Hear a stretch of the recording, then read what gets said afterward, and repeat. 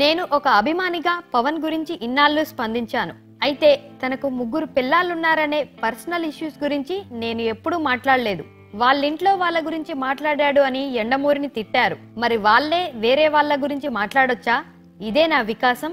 ఇవి పవన్ కళ్యాణ్ కు దర్శకుడు రామ్ గోపాల్ వర్మ సంధించిన ప్రశ్నలు. వర్మకు పెళ్లైన కూతురు ఉంది అని, అయినా ఉదయం లేవగానే పోర్ను చూస్తానని చెప్పుకుంటాడు అంటూ పవన్ చేసిన వ్యాఖ్యలపై ఆ దర్శకుడి కౌంటర్ గట్టిగానే ఉంది.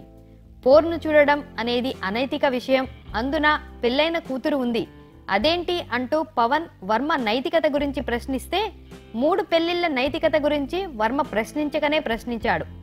అలాగే వర్మ ఇంట్లో వాళ్ళను కూడా ఇన్వాల్వ్ చేసి పవన్ మాట్లాడాడు కాబట్టి యండమూరిని వీరు తిట్టిన విధానాన్ని కూడా వర్మ ప్రస్తావించాడు. ఇప్పుడు బాల్ పవన్ కోర్టుకు చేరింది.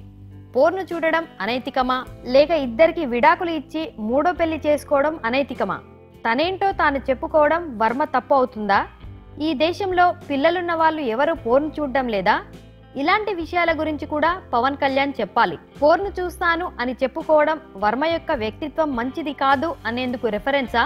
తన 3 పెళ్లిళ్ల గురించి ఎవరైనా మాట్లాడితే సహించలేని పవన్ వర్మ వ్యక్తపరిచిన ధర్మ సందేహాలకు తాత్వికమైన సమాధానాలేమైనా ఇస్తాడా? వేచి చూడాల్సిందే.